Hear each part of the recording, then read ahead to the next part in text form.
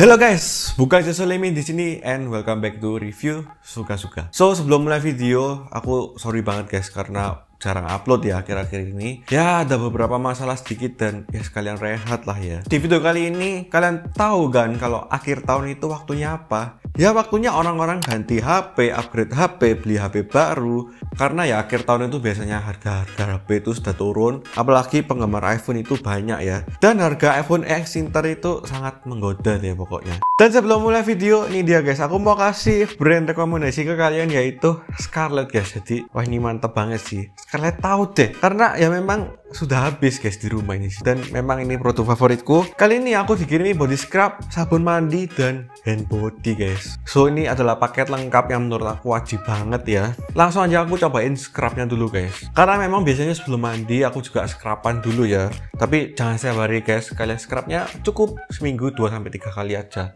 So di sini scrubnya sudah mengandung glutathione dan vitamin E, dimana itu bagus banget buat kulit kalian dan baunya. Wah ini baunya asik banget sih, enak banget. Baunya tuh kayak harum, cuma harumnya tuh nggak nyegrak dan soft banget gitulah. Dan langsung aja aku scrub di kulit aku guys. So memang ini sih produk andalanku ya. Dan kenapa sih laki-laki juga harus scrub? Ya karena memang buat menghaluskan kulit guys. Biar kulit-kulit mati kalian tuh keangkat, lebih halus lagi dan lebih segar lagi deh pokoknya. Setelah kalian basuh ya ke tangan-tangan gini, ke kaki, ya kakinya nanti di sana. Kalian langsung aja tunggu beberapa menit ya biar ya meresap dulu di sini. Oh ya BTW, ini body scrubnya yang romansa. Jadi memang baunya lebih wangi lagi. Tapi kalau aku sendiri yang rasa kopi itu memang paling the best. Tapi ini juga enak juga. Nah, sudah beberapa menit guys dan aku di sini mau mandi. Dan ini sabun mandi yang Jolly guys. Jadi di sini aku belum pernah coba yang ini. Baunya sih enak-enak juga, lebih soft lagi nih baunya.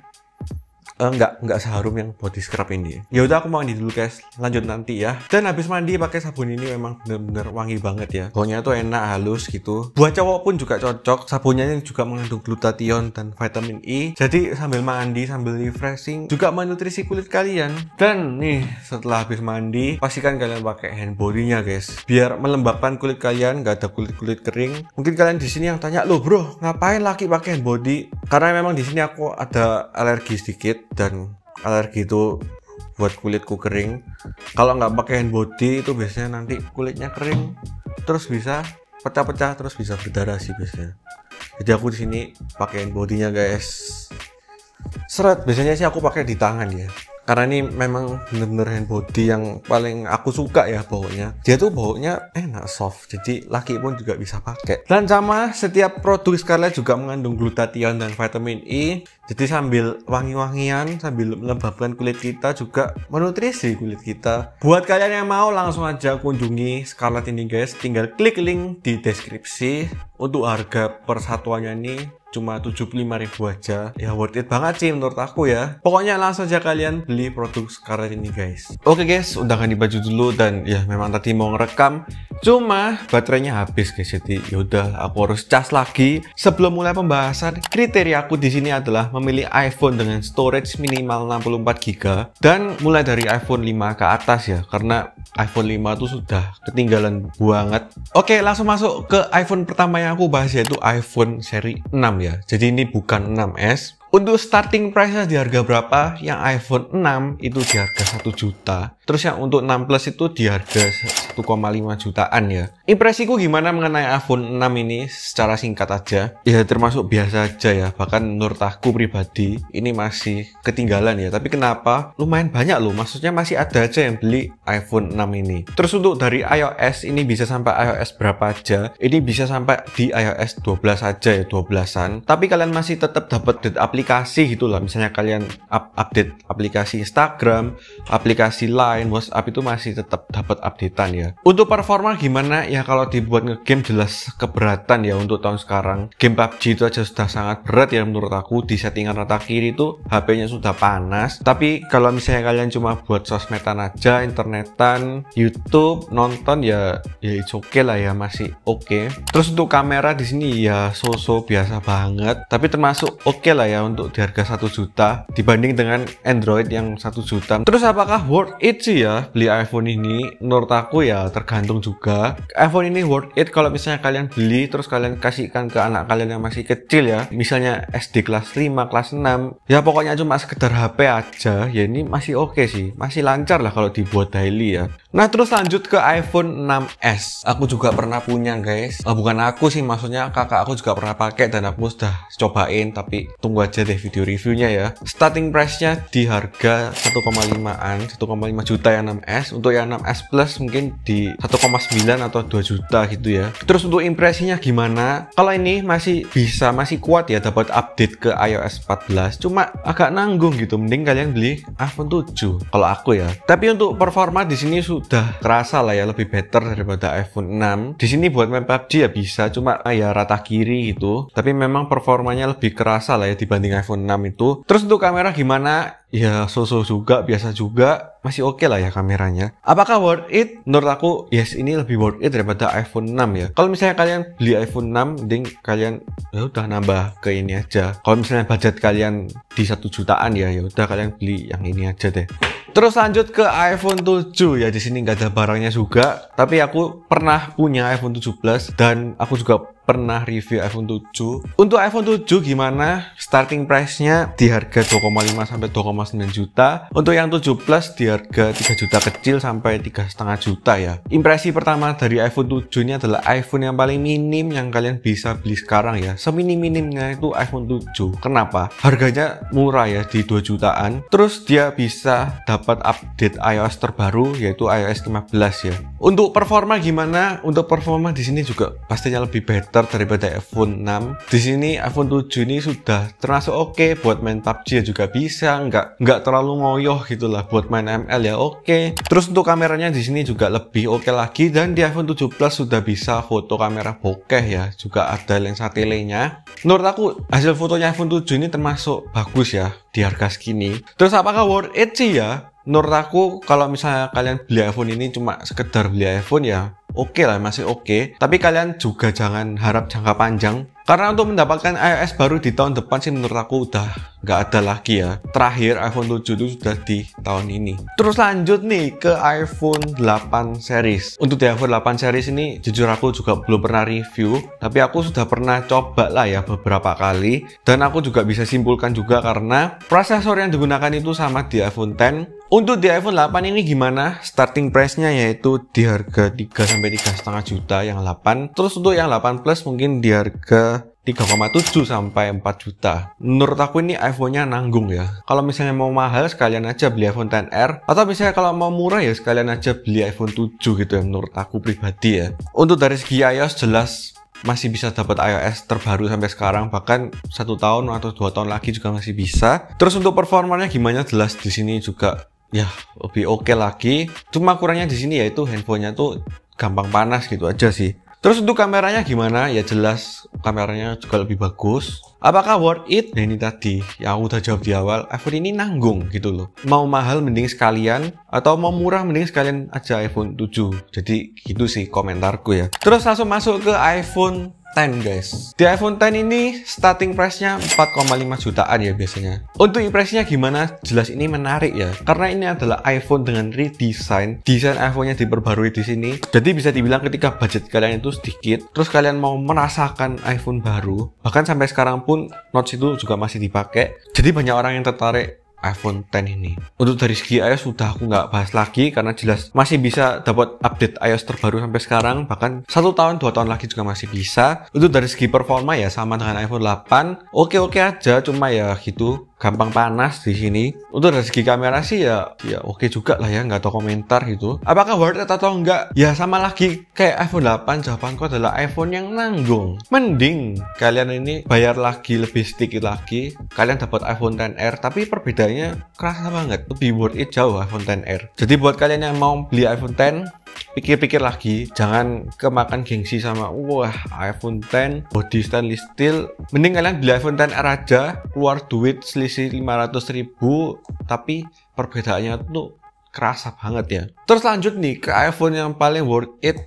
Bisa dibilang beberapa tahun ini iPhone ini bener-bener paling worth it dan belum ada yang bisa terkalahkan ya, yaitu iPhone XR dan iPhone XS. Kenapa sih iPhone XS ini diikutkan ya? Pertama-tama tuh iPhone XR yang paling worth it, tapi tambah lama harga bekas iPhone XS itu jatuh dan harga bekasnya nggak selisih banyak sama iPhone XR, selisihnya 300 sampai 500 ribu aja sih. Dan starting price iPhone XR ini di 4,9 juta atau mungkin 5 juta, 5,1 juta masih oke. Terus untuk di iPhone XS ini harganya 5,5 sampai 5,7 juta. Bedanya apa bang? iPhone XR sama iPhone XS? Sudah aku buatin reviewnya. Intinya sama-sama bagusnya, cuma tergantung ke selera dan kebutuhan kalian. Sama kayak Western food sama Indonesian food gitu ya. Sama-sama enaknya, cuma tergantung lagi ke kalian butuhnya yang mana. Kalau kalian butuh baterai hemat, layar yang agak besar ya kalian pilih aja iPhone XR. Kalau kalian butuh handphone yang compact, build quality lebih mewah,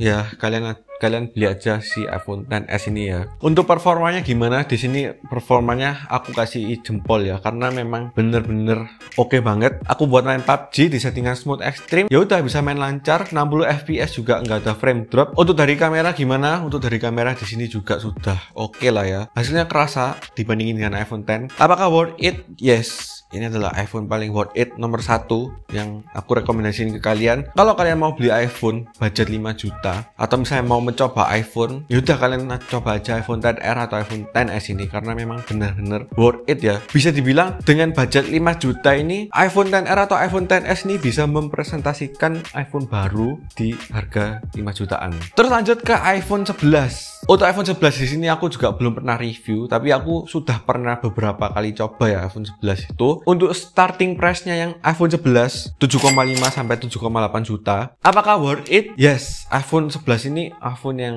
paling worth it kedua ya menurut aku. Kalau misalnya kalian ada budget lebih daripada iPhone XR, kalian langsung aja upgrade ke iPhone 11. Bedanya apa aja sih? Ada night mode, kamera ultra wide. Ini kamera ultra wide ini kepakai banget ya kalau menurut aku. Sama dari segi performa ini juga lebih jos lagi. Dibuat ngegame, dibuat daily juga pastinya lebih kuat lagi, lebih dingin lagi gitulah. Untuk dari segi kamera gimana? Jelas ya ini lebih bagus lagi. Cuma perbedaannya ya nggak terlalu yang jomplang banget gitulah. Apakah worth it? Yes, iPhone 11 adalah iPhone kedua paling worth it menurut aku, karena upgrade-nya dari iPhone XR itu juga lumayan, tapi harganya juga nggak terlalu yang overpriced, dan desainnya juga ala-ala iPhone boba gitu ya. Jadi kan dari jauh kelihatan iPhone 11 masih tongkrongannya tuh masih kelihatan mahal gitu. Terus lanjut ke iPhone 11 Pro. iPhone 11 Pro ini ya ini iPhone yang paling nggak worth it ya sama sekali menurut aku. Kenapa? Karena dari segi body sama persis sama iPhone XS, iPhone X. Dari segi ukuran layar juga sama persis. Yang bedanya cuma di bagian kamera aja. Kalau di iPhone 11 Pro sudah kamera boba gitu aja sih. Menurut aku ini paling nggak worth it ya. Karena harganya 8,7 sampai 9,2 jutaan ya orang-orang jual itu. Atau enggak misalnya bedanya sedikit ya juga perbedaan harganya juga jangan terlalu banyak gitu aja sih. Apakah worth it? Enggak, iPhone 11 Pro menurut aku iPhone yang paling nggak worth it ya. Jadi ibaratnya nanggung gitu loh. Daripada kalian beli 11 Pro, nah kalian beli aja 11 Pro Max. Kalau 11 Pro Max ini starting price-nya masih ya 9,8 sampai 10,2 juta gitu lah ya. Di sini menurut aku masih oke lah ya kalau misalnya iPhone 11 Pro Max di harga segitu, karena memang kita dapat layar yang besar dan baterai yang hemat. Daripada kalian beli 11 Pro, mending kalian beli 11 Pro Max ini guys. Apakah worth it? Kalau aku pribadi sih nggak pilih yang 11 Pro Max ya. Kenapa? Karena aku sendiri orangnya kurang suka iPhone besar. Daripada kalian beli 11 Pro Max, mending kalian beli selanjutnya yaitu iPhone 12. Di iPhone 12 ini starting price-nya ya di harga 10,2 sampai 10,7 juta. Bisa dibilang hampir sama dengan iPhone 11 Pro Max atau mungkin nambah sedikit lah ya, nambah 100 sampai 200 ribu. Tapi upgrade yang kita rasakan itu lebih terasa lagi ya. Di sengotak gitu. Terus itu dari segi performa juga oke. Dari baterainya juga hemat. Layarnya juga bukan pakai IPS lagi, pakai AMOLED. Jadi apa ya, spek yang di iPhone 11 Pro Max itu ada semuanya di iPhone 12. Dan iPhone 12 ini adalah iPhone yang worth it nomor 3 deh menurut aku ya. Untuk performa, untuk kamera, ya udah nggak usah ditanya lagi lah ya, karena memang benar-benar bagus. Tapi di sini memang aku juga belum pernah cobain. Aku pernah coba yang iPhone 12 Pro aja. Apakah worth it? Yes. Kalau kalian ada budget 10 juta, kalian langsung aja beli iPhone 12 ini guys. Terus selanjutnya yang iPhone nggak worth it lagi menurut aku ya, iPhone 12 Pro. Ini juga aku udah pernah review, kalian bisa tonton di sini. Kenapa sih nggak worth it ya? Karena bedanya sama iPhone 12 itu cuma ada di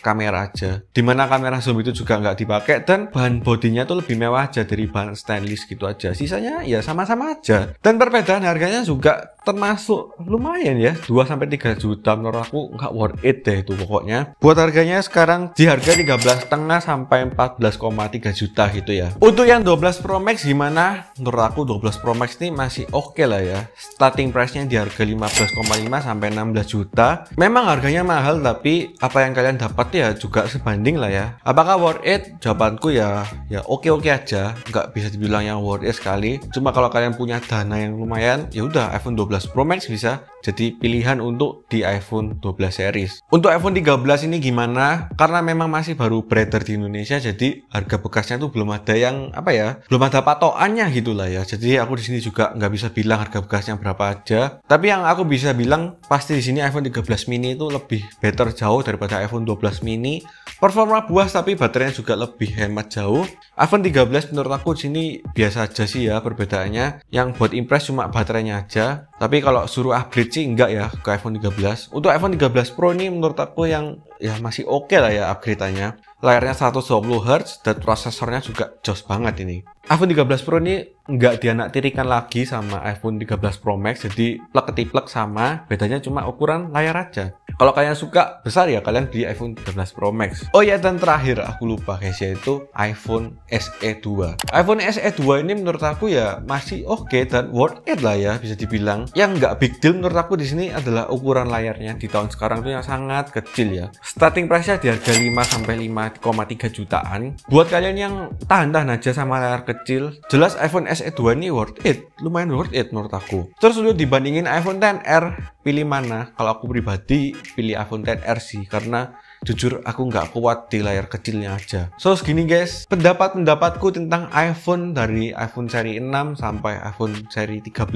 ya. Semoga kalian di sini lebih tercerahkan lagi ya kalau mau beli iPhone, karena memang akhir-akhir tahun ini harga iPhone juga pelan-pelan pasti turun lah ya. Intinya iPhone XR dan iPhone XS itu the best number one. Buat kalian yang mau pindah ke iPhone tapi mau coba-coba dulu, langsung aja pilih iPhone XR atau iPhone XS deh pokoknya. Kalau kalian ada masukan, kalau kalian ada pertanyaan, kalau kalian ada sharing pengalaman, ya udah tinggal aja komen di bawah sini guys. Jangan lupa subscribe, like, dan share ke teman-teman kalian, dan yaudah see you in the next video guys.